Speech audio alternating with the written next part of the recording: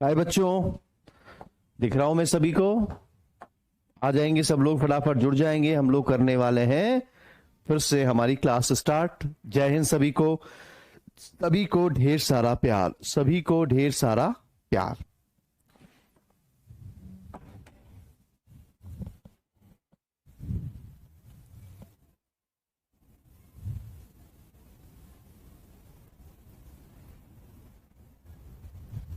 सबको जय हिंद, सबको जय हिंद, सबको जय हिंद।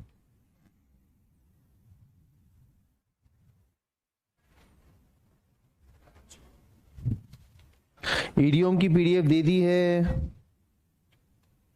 और आपकी क्लास में एप्रोप्रिएट प्रीपोजिशन की पीडीएफ भी आ गई है। ठीक है, एप्रोप्रिएट प्रीपोजिशन की पीडीएफ भी आ गई है, उसे भी एक बार देख लेंगे सारे बच्चे। और ईडियम की पीडीएफ तो पहले ही आ गई। भाई तुम इतना लेट कैसे पूछ रहे हो?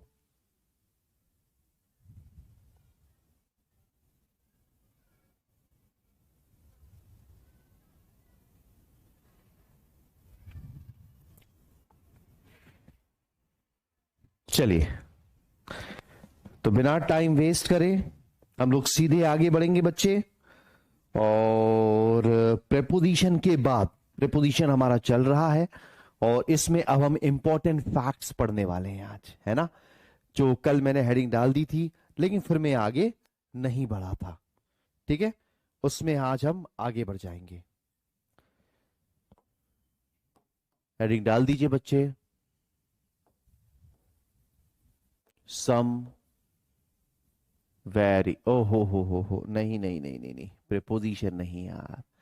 आपके चैप्टर में चल रहा था सब्जेक्ट वर्ब एग्रीमेंट, है ना।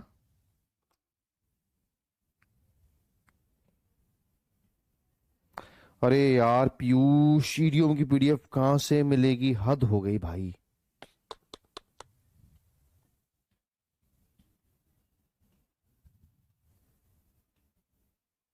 ईडियम की भी आ चुकी है बच्चे, देखो सिमरन ने बोला मिल चुकी है। कहाँ ध्यान है तुम लोगों का? ईडियम भी मिल चुका है, प्रेपोजिशन भी मिल चुका है। कैसे पॉसिबल है?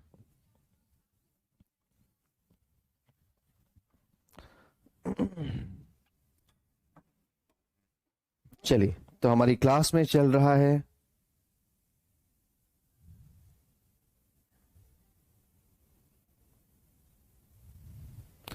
Subject verb agreement. हमारे चैप्टर में, हमारी क्लास में चल रहा है। तो जो लास्ट हमारा सब्जेक्ट वर्ब एग्रीमेंट का पॉइंट है, 1 मिनट में देख लेता हूं पीडीएफ में, उसके बाद से हम स्टार्ट कर देंगे।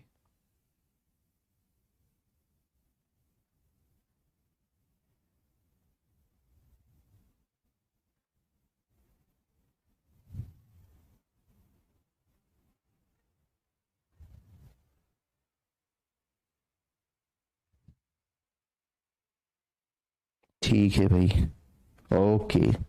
तो हमने इसे पढ़ लिया था यहां तक कि जब दो सिंगुलर नाउन, अच्छा, आइदर और नाइदर नॉर तक हम लोग पढ़ चुके हैं। ठीक है, चलिए अब हम आगे बढ़ जाते हैं बच्चे। आइदर और नाइदर और के बाद आगे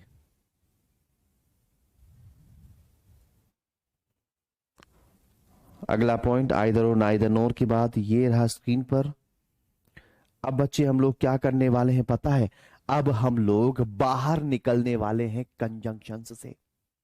अभी तक हम लोग कंजंक्शंस के हिसाब से रूल तय कर रहे थे कि कंजंक्शन है भाई, इससे जुड़ रहे हैं उससे जुड़ रहे हैं तो ऐसा हो जाएगा, उससे जुड़ रहे हैं इससे जुड़ रहे हैं तो ऐसा हो जाएगा। यही हम सब कर रहे थे। लेकिन अब हम क्या करने वाले हैं? अब हम बच्चे करने वाले हैं इस चैप्टर में जो है सिर्फ सब्जेक्ट और वर्ब की बात। क्लियर है?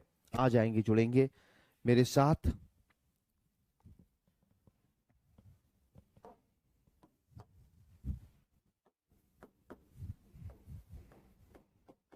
अगर किसी सेंटेंस का subject,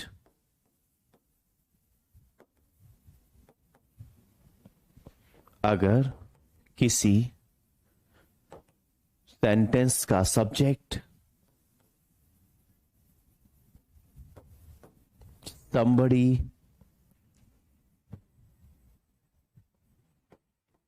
anybody, nobody, everybody. Someone, anyone, no one,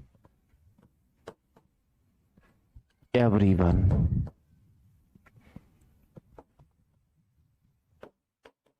Something,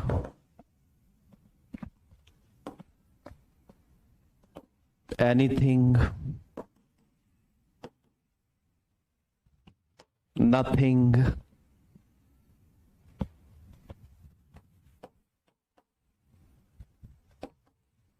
everything. हो तो, हो तो सेंटेंस में सिंगुलर वर्ब का यूज होगा। मेरे साथ साथ लिखते भी चलना मेरे बच्चे, आओ देख लो इधर, लिखते भी चलो साथ साथ में ही मेरे।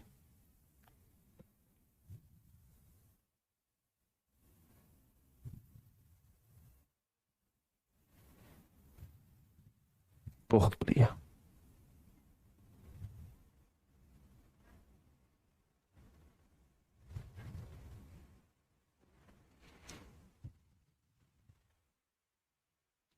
चले तो बच्चे, अब अगर आपने देखा कि आपके किसी सेंटेंस का subject somebody, anybody, nobody, everybody, someone, anyone, known, everyone, अगर आपने इनमें से किसी को भी, और या समथिंग, एनीथिंग, नथिंग, एवरीथिंग, आपने इनमें से किसी को भी सेंटेंस का सब्जेक्ट बनते हुए देख लिया, तो समझ जाएंगे कि इनके बाद जो वर्ब होगा वो कैसा होगा बच्चे, वो हमेशा सिंगुलर होगा।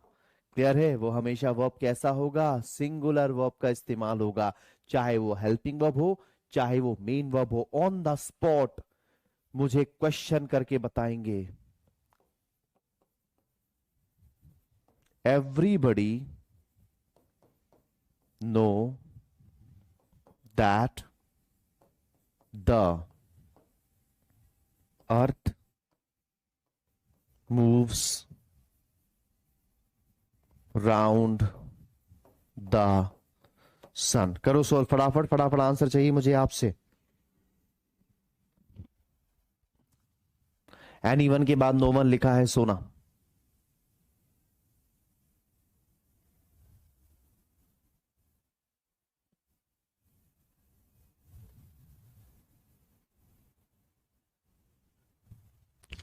अच्छा, ये M6889 इसने मेरे लिखने के पहले एग्जाम्पल कैसे लिख दिया? अच्छा, इसके पास पुराने नोट्स हैं, तभी मैं कहूं मैंने लिखा नहीं, इसने एग्जाम्पल कैसे लिख लिया? ये अच्छा हुआ, इससे पता पड़ गया कि ये जो लड़का है M6, ये जो है इसके आंसर्स काउंट नहीं करने हैं, क्योंकि इसके पास पहले से सारे क्वेश्चंस और आंसर्स होंगे। एग्जाम्पल देखकर मुझे समझ में आ गया। बहुत बढ़िया आंसर सारे बच्चों का, बहुत बढ़िया। तो क्या हो गया बच्चे, एवरीबडी नो नहीं होता, क्या होता है, एवरीबडी नोज। और एवरीबडी नोज होगा क्यों? क्योंकि आपके सेंटेंस का सब्जेक्ट एवरीबडी है, और अगर आपके सेंटेंस का सब्जेक्ट एवरीबडी है यानी वर्ब सिंगुलर होगा। और आप ही मुझे बताओ वर्ब सिंगुलर कैसे होता है? एस लगाकर होता है ना? चलिए, बहुत बढ़िया।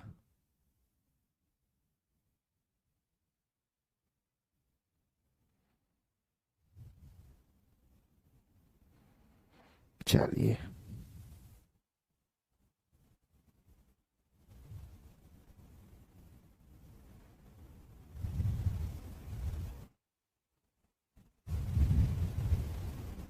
चलिए आगे बढ़ जाऊं।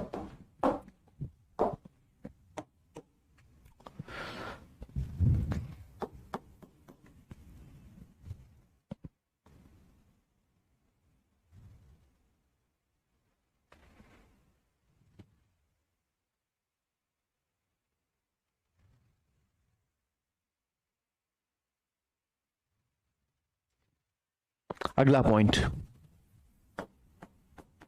अगर किसी सेंटेंस का subject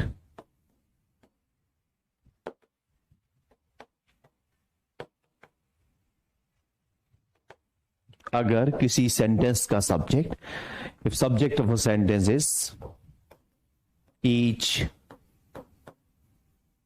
every, either, neither, arrow लगाकर, वर्ब ब्रैकेट में सिंगुलर।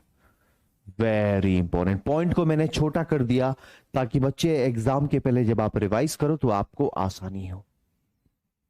क्लियर?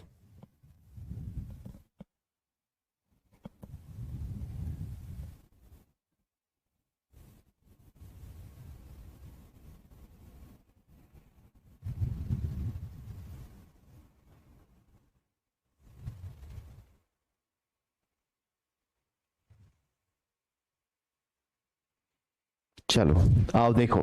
तो बच्चे अब अगर आपने देखा कि आपके किसी सेंटेंस का सब्जेक्ट ईच, एवरी, आइदर या नाइदर में से कुछ है, तो आप समझ जाएंगे कि आपके सेंटेंस में जो वर्ब होगा वो कैसा होगा, वो हमेशा सिंगुलर होगा।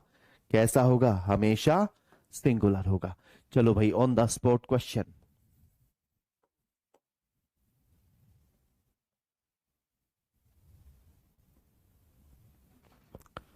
I invited two boys, but neither dash come। दो ऑप्शन दे रहा हूं। ए ऑप्शन है हैज, बी ऑप्शन है हैव। आराम से सॉल्व करके फटाफट आंसर दे दो मुझे, ताकि मुझे कॉन्फिडेंस हो जाए कि हाँ भैया समझ में आ गया है, दिमाग में चला गया है।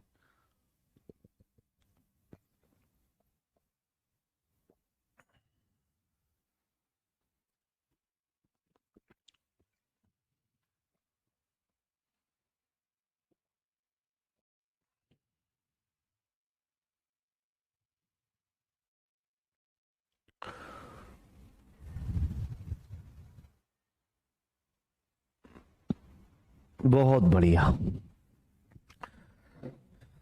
बहुत बढ़िया, एकदम सही आंसर सारे बच्चों का। क्या हो जाएगा बच्चे? आंसर होगा हैज। क्यों होगा भैया? अब देखो एग्जामिनर की चालाकी।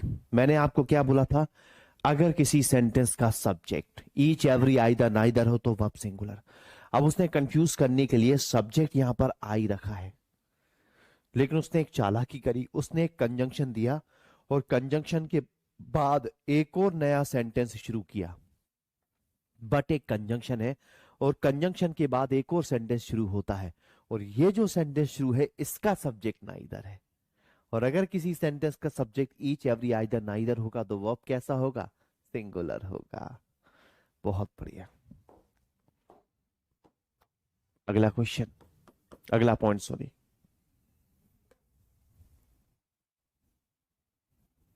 Very very important point. Each of, either of, neither of,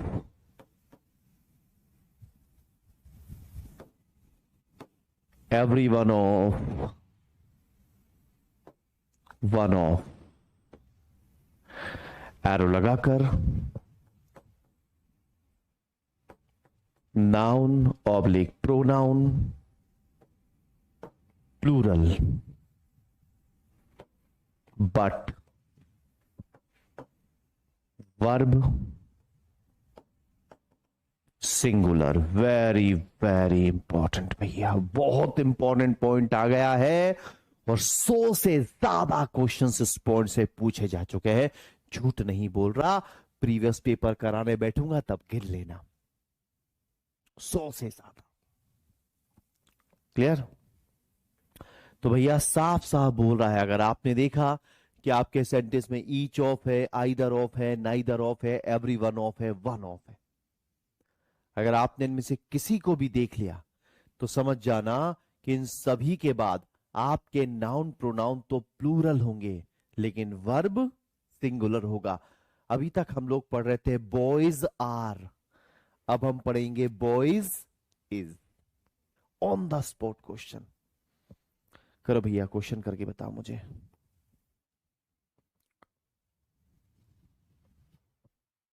one of the dash, A option mangoes are ripe, B option mango is ripe, C option mango are ripe, D option mangoes is ripe.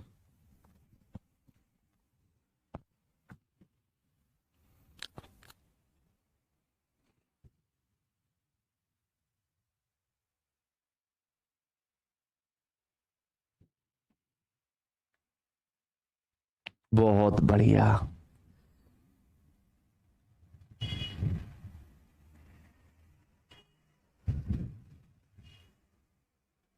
बहुत बढ़िया। अरे यार B option कैसे दे सकते हो तुम लोग, हद हो गई यार, हद हो गई। इतना गलत आंसर, तुम लोग जरूर मेरी नाक कटवा के आओगे, देख लेना। ये जितने लड़कों ने बी आंसर दिया है ना, बिल्कुल मेरी इज्जत खराब करके आएंगे इस बार एग्जाम में।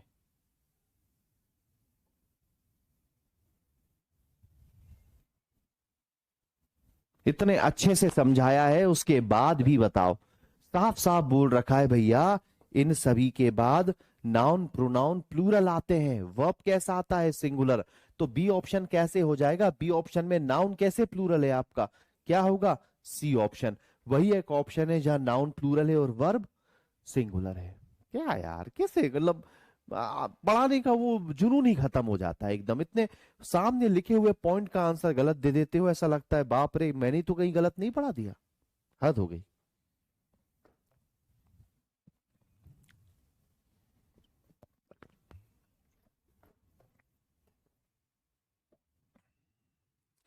अगला पॉइंट,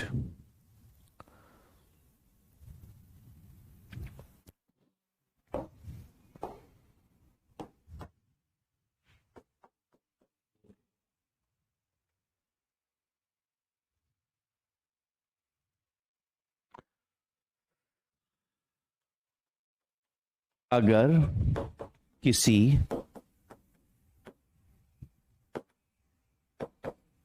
सेंटेंस का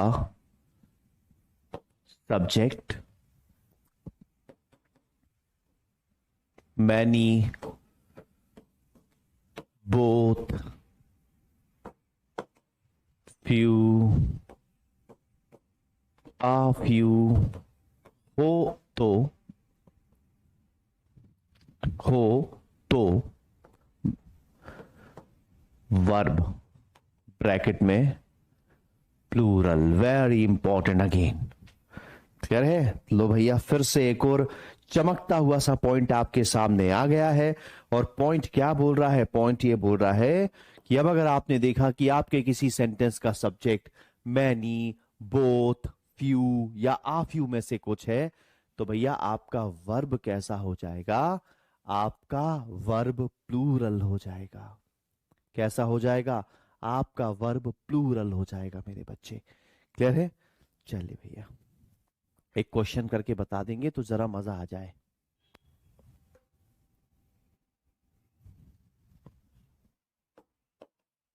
few of the,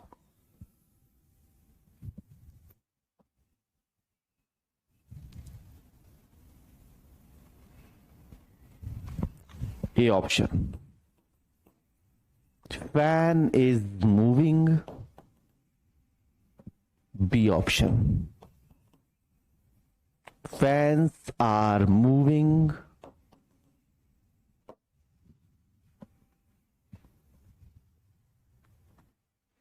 C option, fence is moving, और डी ऑप्शन,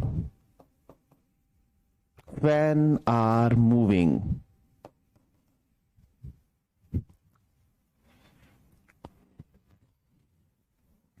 इस पॉइंट को ऐसे लिख लो, इसमें ज्यादा आसानी होगी।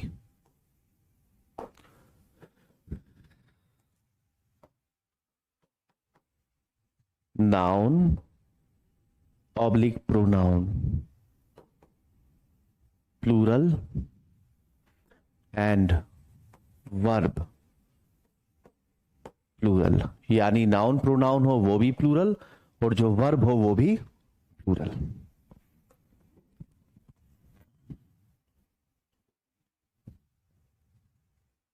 बहुत बढ़िया, एकदम सही, बहुत बढ़िया, एकदम सही आंसर।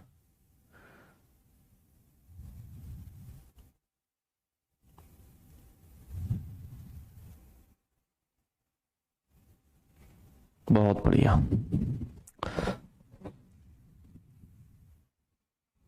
तो समझ गए ना सारे बच्चे, इन सभी के बाद नाउन प्रोनाउन हो तो वो प्लूरल और वर्ब हो तो वो प्लूरल, इसलिए आंसर क्या होगा, फैन आर मूविंग। क्लियर? चलिए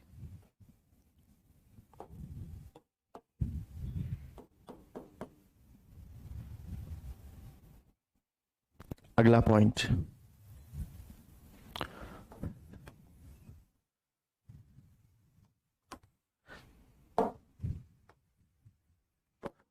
a great many comma a good many arrow लगाकर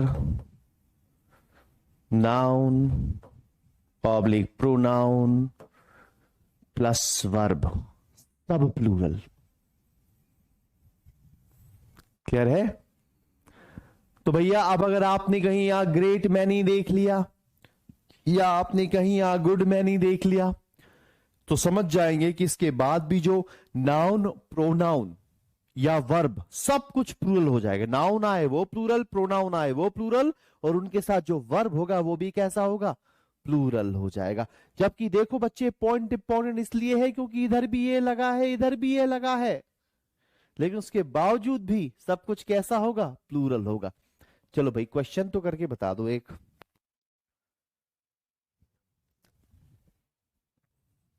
या सीधे एग्जाम्पल लिख लो, इजी है ये तो।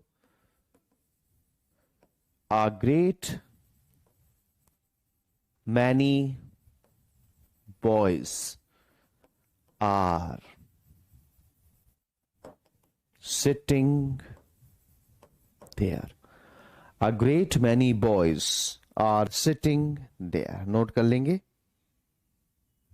क्योंकि इसके बाद एक इंपॉर्टेंट पॉइंट आने वाला है, इसलिए मैंने इसका क्वेश्चन नहीं कराया, मैं क्वेश्चन उसका दूंगा आपको।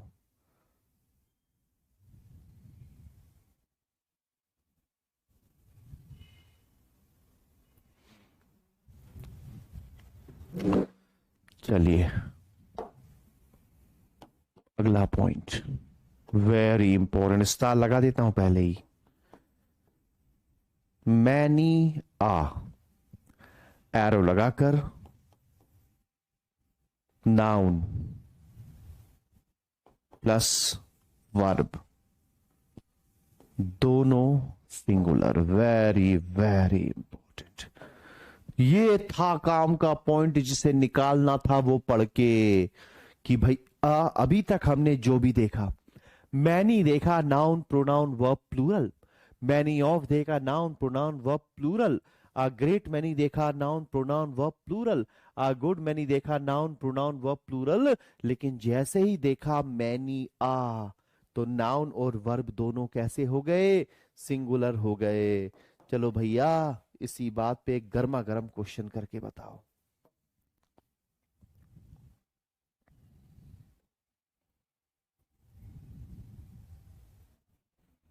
या क्वेश्चन नहीं, पहले तो एग्जाम्पल ही लिख देता हूं, क्वेश्चन तो प्रैक्टिस में करेंगे ही, एग्जाम्पल लिखने से फायदा ये होगा काटा पीटी नहीं होगी और आपको पॉइंट याद रहेगा।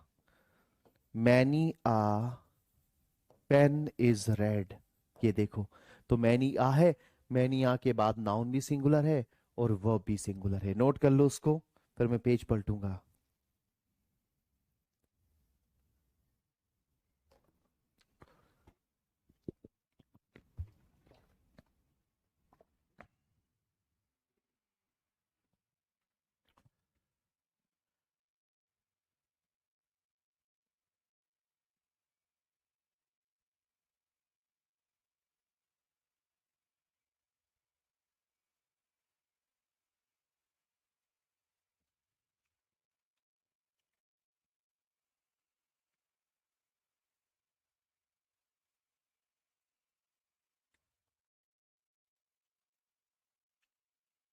जल्दी भाई, जैसे लिख दे नोटेड का मैसेज भेजिए मुझे।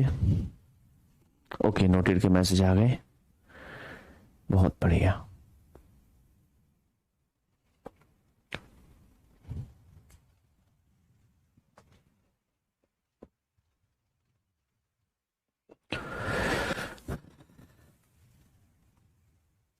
बच्चों जरा 2 मिनट रुकेंगे आप लोग, है ना। माइक का थोड़ा सा तार निकल गया है, 2 मिनट रुकेंगे, 2 मिनट में मैं इसे जोड़ रहा हूं, फिर हम क्लास ले रहे हैं।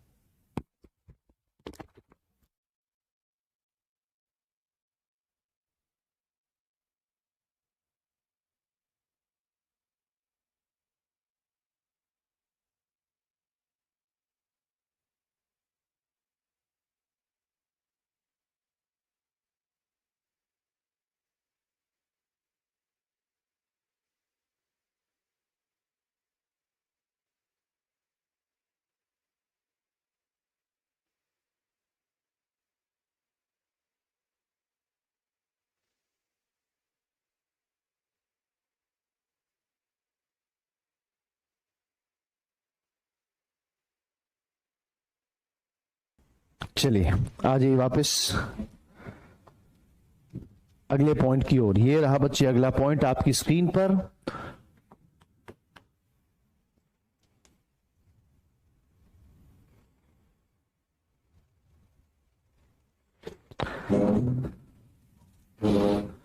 A number of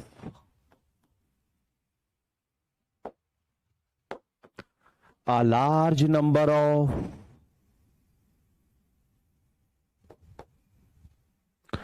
एरो लगाकर noun oblique pronoun plus verb, सब कुछ plural. Very important again, clear है बच्चे। तो अगर आपने देखा कि आपके सेंटेंस में आ नंबर ऑफ है या आ लार्ज नंबर ऑफ है, क्या है, आ लार्ज नंबर ऑफ है, तो समझ जाएंगे कि इन सभी के बाद जो आने वाला नाउन है या जो आने वाला प्रोनाउन है वो प्लूरल होंगे, और जो वर्ब इनके बाद आएगी वो भी कैसी होगी, वो भी प्लूरल होगी बच्चे। क्लियर है। एक एग्जांपल लिख देता हूं, a large number of girls have passed. तो आप देख सकते हैं कि मैंने आ लार्ज नंबर ऑफ लिया तो नाउन प्लूरल आया गर्ल्स, और वर्ब भी प्लूरल आया हैव। क्लियर है, दिमाग में सेट हो गया, बहुत बढ़िया।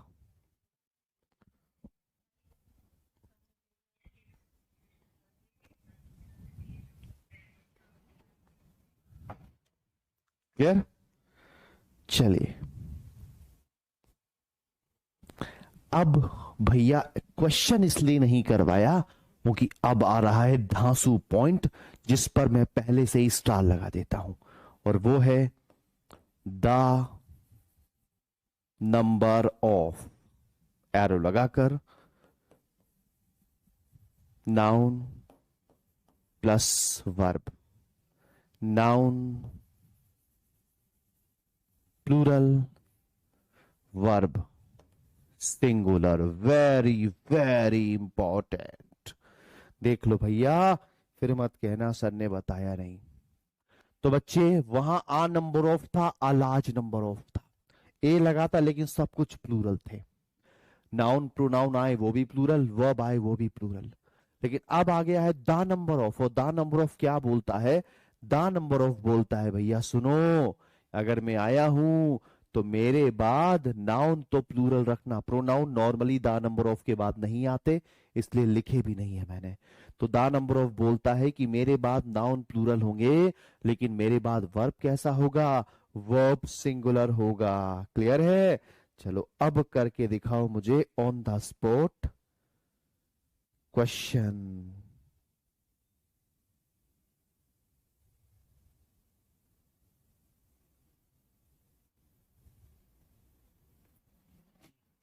चलिए बताना।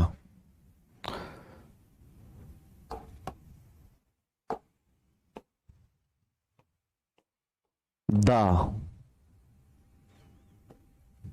Number of dash, A option, buses are increasing, B option, bus is increasing, C option, buses is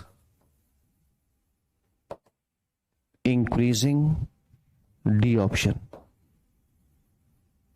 bus are increasing। करो भाई सॉल्व।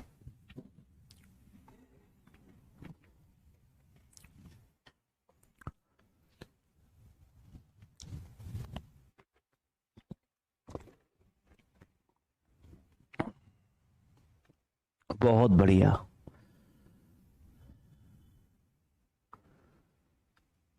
बहुत बढ़िया, बहुत बढ़िया। सही सही सही सही, सबका सही, किसी ने भी गलत नहीं दिया। बहुत बढ़िया।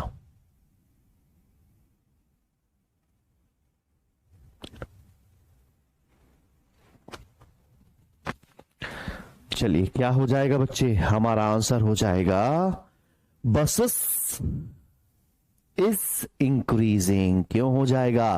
क्योंकि द नंबर ऑफ के बाद नाउन हो तो प्लूरल करो, वर्ब हो तो प्लूरल करो, इसलिए बसेस इज, सॉरी वर्ब हो तो सिंगुलर करो, इसलिए आंसर क्या होगा? Buses is. क्लियर है? नोट कर लेंगे भाई इसको बहुत अच्छे से।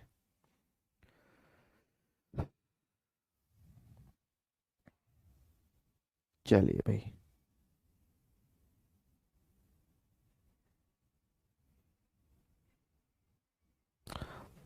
अब बाकी का हम करेंगे कल। फटाफट मुझे लास्ट सिनोनिम एंटोनिम वाला वर्ड बता दीजिए। फटाफट लास्ट सिनोनिम एंटोनिम वाला वर्ड बता दीजिए बच्चे।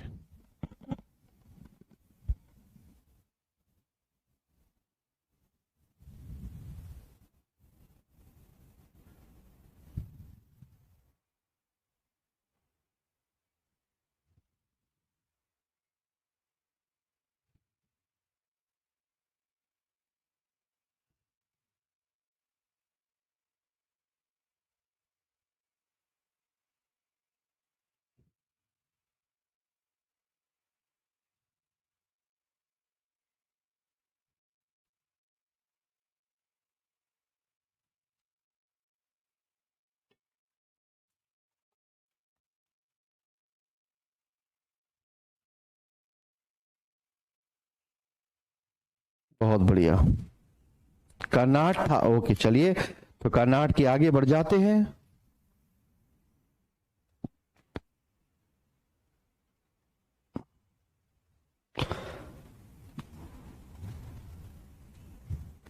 अगला वर्ड ये रहा स्क्रीन पर बच्चे,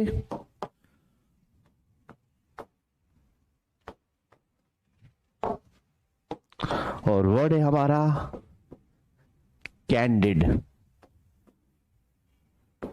वर्ड है हमारा कैंडिड। कैंडिड का मतलब क्या होता है? कैंडिड का मतलब होता है बच्चे स्पष्ट, ईमानदार या निष्पक्ष।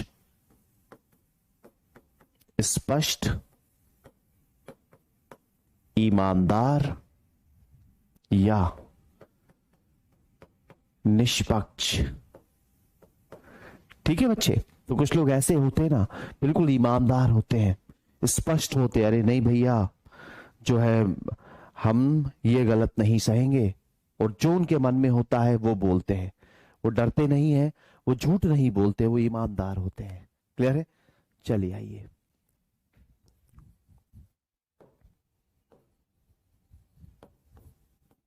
सिनोनिम्स और एंटोनिम्स देख लेते हैं।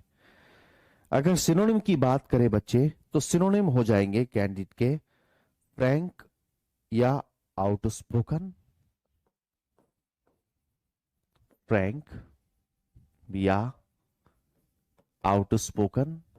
लेकिन वहीं अगर मैं बात करूं एंटोनिम्स की, तो एंटोनिम हो जाएंगे बच्चे श्रीव्ड या कनिंग,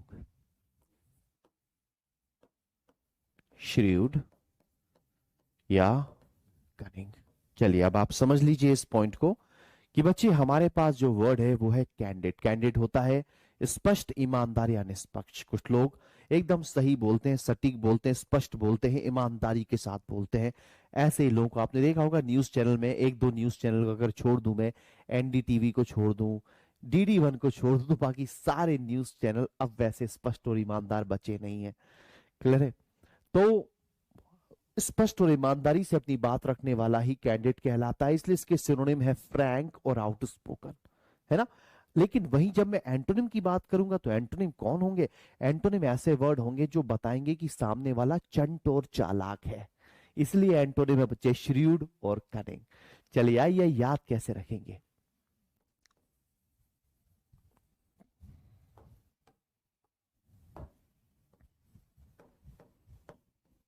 कैंडी, कैंडिड, कैंडी खाने वाले लोग, ईमानदार और निष्पक्ष होते हैं। लो भैया याद भी हो गया। तो कैंडी खाने वाले लोग कैसे होते हैं? ईमानदार होते हैं, निष्पक्ष होते। तो कैंडी से कैंडिड आप याद रख लेंगे। चलिए भाई अगले वर्ड की ओर जा रहा हूं। ये रहा आपका अगला वर्ड।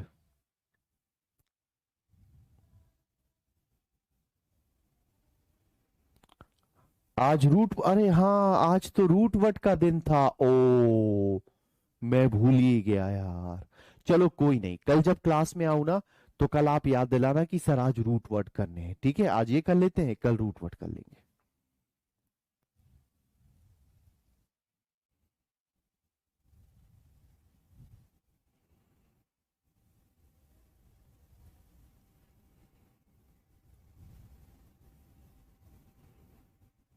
नेक्स्ट अगला वर्ड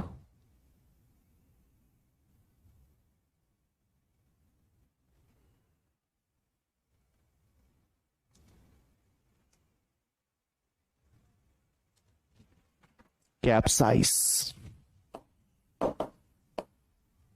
कैप्साइस। कैप्साइज का मतलब होता है बच्चे उलटना,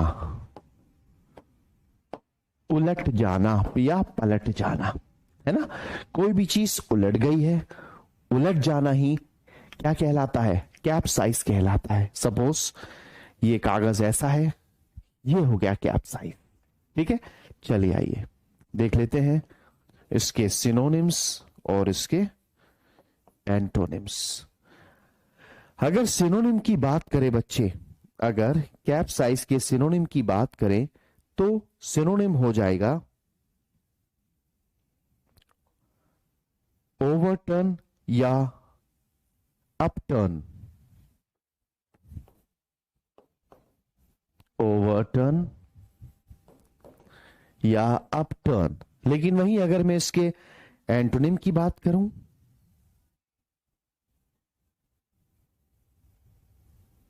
अगर मैं एंटोनिम की बात करूं, तो वो हो जाएंगे बैलेंस या इक्वलाइज, बैलेंस या इक्वलाइज।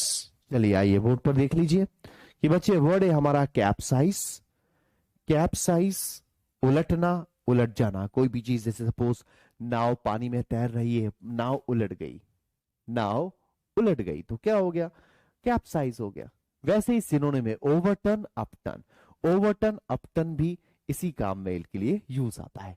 ऑपोजिट कौन होंगे? ऑपोजिट वो वर्ड होंगे जो उलटने की बात नहीं, बैलेंस बनाने की बात करेंगे, इसलिए एंटोनिम होंगे बैलेंस या इक्वलाइज। चलिए याद कैसे रखते हैं?